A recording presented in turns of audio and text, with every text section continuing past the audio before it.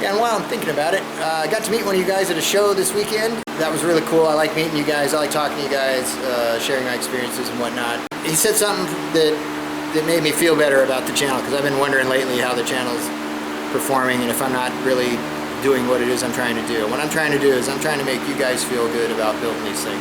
Give you a little confidence, especially if the younger generations don't have a lot of confidence to try things that might not work out. And if you don't have any money, there's things you can always do to your car, and that's kind of the point of this channel is I want to show you guys that you don't always have to just spend a bunch of money and bolt on expensive parts like they do on the TV shows. You can make stuff yourself. You can just do simple things, make a big difference, like lining up your body panels. Makes a huge difference. That little stuff, like making sure your bumpers are straight, can take a car that doesn't have a $20,000 paint job and make it look like a really nice car. So that's kind of the point of this channel. Give you guys some ideas of things you can do that don't necessarily cost a ton of time or take a lot of talent and experience, as well as inspire you guys to take a few chances or to come up with your own ideas and do your own thing. So meeting that viewer, that's exactly what he said, is that, you know, I help inspire people like him to do things. So that's awesome. Thank you very much. I'm glad you said that, because I was beginning to wonder if I was even getting close to achieving the goal of the channel. So yeah, if you guys see me out at a car show or something, or a cruise in, don't be shy. Just come right up and say hi and introduce yourself. I don't bite much, or at least not on the first date. Alright, so welcome back. Today we're going to be working some more on the new Dodge. I may or may not do something on the S10. I do have a part I want to put on it. We'll see if we run out of time or not. But before we get going on it, let's go ahead and give you guys a quick update on this thing, because all I did was show you that it runs now. I didn't really go over the truck with you. So let's do that real quick. Alright, so here it is. This is a 1987 Dodge Ram D100. Custom, apparently. And it's pretty darn straight and clean. The paint job's no good. I hit it with the pressure washer and I got a bunch of bare metal now. So it definitely needs some paint at some point in its life, or, you know, this needs to rust out and look cool. There's a dent there. There's a ding here. And nothing on the hood or the roof. Those are both clean. Nothing on this fender that I've seen yet. There's a wrinkle here. Right there in the door. And other than that, that's it for dents. However, there's one spot of rust on the truck, which is right here over the driver's side rear fender well. It's not terrible. I felt up behind it, and there's a little bit of rust coming out the wheel well side of it as well. Up under here, I'm sorry, I didn't show you. But the wheel well side's also got a little, because there's two pieces of metal that come together on all these wheel wells, the inside and the outside. But that is the only rust on the truck. I mean, there's surface rust, sure, from the bad paint job. Especially on the roof where the sun boiled it all off. But there's no rust holes up there, just like here on the top of the fender. It's nice solid metal, there's no rust. And I got under the thing, and the floorboards are all clean on it too. The bed is in really great shape. Got some surface rust here, but it just gets cleaner as you get farther away. As in, not a lot of rust over on this end of it. And it's got a little bit of a whoop-de-doo right there in that corner, but for the most part this bed floor is clean and straight. I can pull this heavy ass rubber thing out of there if I wanted to show you. There might be some body filler right there. Sure looks like it. But yeah, she's clean. A couple dents in the old phase step bumper here. So this thing's actually cracks me up a little bit because it's got two 75/60 15s on it.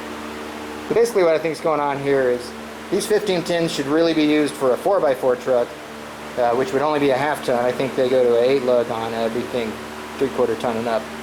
But a half ton 4x4 could probably use these wheels with some off-road tires, and then these tires need to go onto some muscle car wheels and be on the back of a muscle car or something like that. So there's still good tread on all these tires though. Yeah, so that's the outside of the truck. Let's move on. We do have a busted window. Let's show you the stuff I got to fix. I got a busted mirror here. I probably won't fix that because you can still see out of it. I got a busted headlight right here. We're going to replace that. Got a couple holes in the markers. I'm not going to replace that because you have to replace this whole piece as an assembly. They're about 40 bucks each, and it's I'm not. The next owner needs something to do, right? So I'm not going to do all that. We had to get all the lights working. Most of the bulbs were burned out on it. It needs a clutch desperately. I don't know if I'm going to do a clutch or not. It's a majorly big job for an old guy laying on a garage floor. If I had a lift, I wouldn't hesitate to do the clutch. So that should be about it out here. Here's our interior. Looking pretty spiffy, I must say. Insurance card laying there. But there's a few rips in the seats here, but it's not destroyed like you see on a lot of vehicles. Dash is clean, no cracks up there. Dash looks good, everything's here. So far everything works. It's got a cargo light button, that works. That's this guy back here. The only thing I'm having issues with on the inside is, well, there's a couple things. Turn signals work, but you have to hold the stick. The stick doesn't stay where it's supposed to, either direction. That's common. The components in here that do the turn signal are plastic and they do break. Very common. Every Mopar I've ever owned has had some kind of turn signal issue. But anyway, another problem is this. There's no stopper keeping this brake pedal from popping up and breaking your finger. So it comes flying up pretty violently. Here. The e-brake does work, by the way. So when you pull it, you got to pull it over here because that thing will come up and break your finger. Luckily, the previous owner told me about it, so I didn't learn the hard way. Let's get this hood opened up.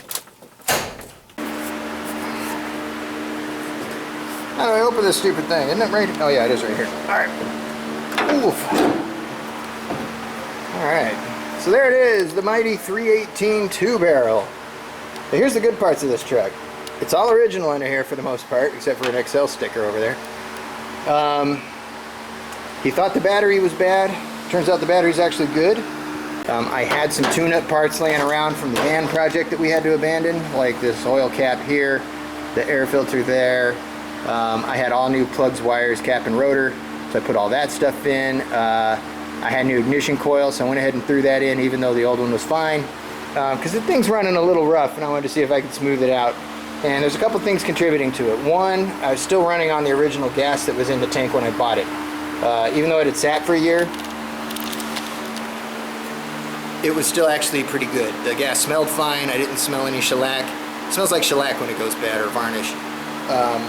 So it smelled good still. It fired right up when I got the fuel pump changed out.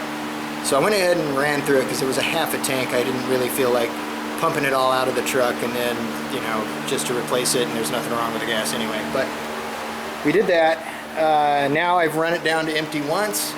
So I've put another 10 gallons of mid-grade, like 89 octane in it. I want to see if it smooths out over the next couple of days while it's running. But the best thing about this truck is he told me the air conditioner wasn't working, and it is. The air conditioner works really well, actually, and I'm pretty happy about that. And the engine itself, I thought might have had a blown head gasket because there was a lot of mayonnaise up here in the valve covers. But if you look in there, you see that white goop in there.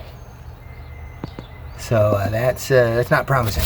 There was some mayonnaise in the valve cover when I got it, which is usually an indicator that oil is mixing with water. I learned this when I moved to Washington. Sometimes in a wet environment, especially when you've parked the engine over grass or dirt or something like that, or gravel even, something that holds moisture until it gets hot out, you can get condensation inside the motor, and that looks like a blown head gasket because it's mixing oil in with the water. But we put this through a few heat cycles now, and she's clean in there now. Let's see. Nice and clean, and no mayonnaise on the rocker arms. Everything looks good. I've run it now for a few days, and no mayo at all. So I think it was condensation, and we're good to go. It definitely doesn't run like it's got a blown head gasket. It goes right up to temperature and stays there. So I think we're good. I did notice when I set the timing mark is nowhere where it should be. So let's dig into that and see if we can figure out what's going on. Alright, so what we got to do to establish where our timing mark should be is we got to get the number one cylinder, which is the front driver's side in this case. We have to get that piston to top dead center, and the way you do that is you bump the engine over, and I look through the hole where the spark plug goes, shine a light in it, and when I see it come all the way to the top and stop, that's pretty close. There is what they call a dwell time, where the rod is doing this, you know, and the piston kind of stays in one spot, and then it goes down, starts going down again. So what you want to do is you kind of want to take like a measure where it stops, and then keep rotating the engine until it starts to move again, and then go back halfway from where it stopped. And then you know you're at top dead center. And then once we know we're at top dead center, we're going to pop that distributor cap off and see if the rotor is pointing at our number one plug wire. If it is, we'll know we're at top dead center on the firing stroke, ignition stroke. Yeah, that's it. And then if it's pointing the opposite direction, we know we're 180 degrees out, because the piston actually goes up and down twice for every time that spark plug wire fires, because there's 4 cycles, right? So two cycles is the piston coming up and down once. The next 2 cycles is it does it again. So it's a 4 cycle, meaning the piston moves up and down twice in the same amount of time that the distributor goes around once. The same with the camshaft. That's why you have a cam gear that's twice as big as the crank gear. It's so that the cam only goes around once for every 2 times the pistons go up and down. So anyway, I'm going to start bumping that over with my trusty dusty, and it is dusty, starter thingy. Starter button. There we go. I can't talk today because I'm trying to think ahead about what I'm going to say. Alright, so let's bump this thing over. I'll keep an eye on it and see if we can find top dead center on this. Right. Okay, it's still coming up. Now it's going down. Alright, so I'm going to back that up just a hair. It was really close. So I'm going to rotate it back just a hair and bring it back to the top. Okay, so I got that on there. Now I want to look down in here. Okay, it's coming up. Okay, that's it. That should be pretty close right there. Next thing we're going to do, pop off the distributor cap and see where that's pointing. Can you guys see that from there? Not very well, huh? Yeah, and that's pointing directly at number 1 now, because number 1 was located on the front, on that side on the cap. And as you can see, as soon as I grab the camera and show you, our timing mark is nowhere near where it's supposed to be. I forgot how to speak English during the whole COVID thing. So anyway, it's pretty hard to see, but our timing mark is way down here at the bottom. Okay, so you can barely see it, but there's our timing mark. It's supposed to be up there at the 0, right in the middle of those other 2 numbers, in case you have trouble reading that. So that's way off. Now that's not a big deal. It happens. It's an old vehicle. What's probably happened is that the balancer probably has a rubber ring in it to keep it from vibrating, and the outside ring where the timing mark is just rotated, so it's not lined up right anymore. So what I'm going to do is I'm going to reach down there with a paint pen, and I'm going to put a new line at the 0. Alright, so now you can see we've made a new line for our timing mark right where that 0 is, because we know we're at top dead center, so we throw that line on there. Now, granted, that line is not as fine as it should be, nor is my top dead center location, but it's good enough for what I'm doing. Alright, so ran into a little problem when I was filming this. Due to the frame rate of the camera and the cycling of the timing light, you can't see the timing mark at all on film or on video. So unfortunately I wasn't able to really share any of that footage with you, because it's just a close-up of a balancer with no timing mark showing on it. That didn't work out so good. So I'm not going to really get into a whole how to set your timing thing. Every vehicle likes a different amount of ignition timing depending on the fuel it's running, depending on the temperature outside, depending on a million other conditions, including the condition of the engine and whatnot. But I like to advance it pretty far. Generally you can be safe by advancing it until the engine pings under a load or detonates or knocks, whatever you want to call it, and then you back it off until it stops doing that. And sometimes when you do that, it doesn't want to start easily. It wants to kind of go when you're trying to start it, so you can back it off further until it still starts good. And I consider that kind of like the ideal place to put your distributor. I just advanced this one not all the way to that point. It's probably running at about 15 degrees before top dead center right now would be my guess. But anyway, we got the timing set. The engine seemed to respond well. It seemed to be idling much better and have a good throttle response, so we went ahead and took it for a test drive. Alright, so we got our timing adjusted. Starts pretty good. Doesn't hiccup like it's over advanced. It's actually running a little smoother than it was, but it's got good throttle response.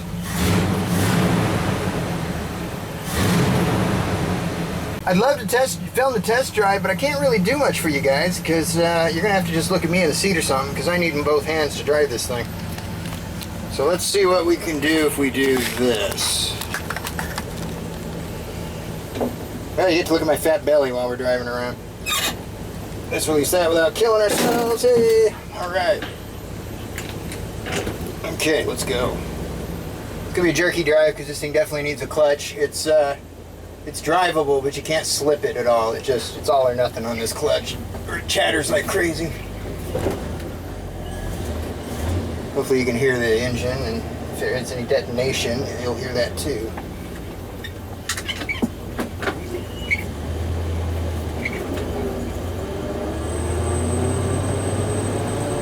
Hear that whistle? I got a vacuum leak somewhere I haven't found yet. That'll clean up the idle a lot, I bet. Alright, just cruising down the driveway. Guess I should put a seatbelt on just in case the Johnny Law decides to pull me over for some reason or another. I don't have my license on me either. Whoops. I almost never go out of the house without my wallet, but I was just going out in the garage today, so I left it on the table. Let's see, we clear down that away? Yeah, alright, here we go. Let's see what she does.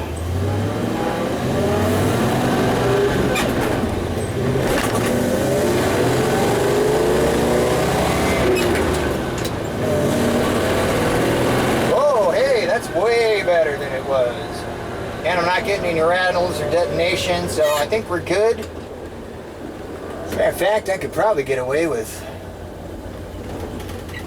putting even a little more timing into it. But let's go out on the main road here and see how that works out. I might put some more timing into it because engines love timing until they don't. Just kind of my way of putting it. So yeah, let's see how this works. I'm sure I'm going to throw away most of this footage, but I'll leave the camera running anyway. Sure would be nice if you guys could see my face, but oh well. Then again, it's kind of nice not seeing my face, probably. Does this work here? Nope, doesn't quite fit in there. Alright, we'll go back to that. Yeah, crud, I missed my opening. Dinking with the camera. We might do a burnout, maybe, because of the whole clutch doesn't slip. Oh, hey! Definitely wouldn't do that before.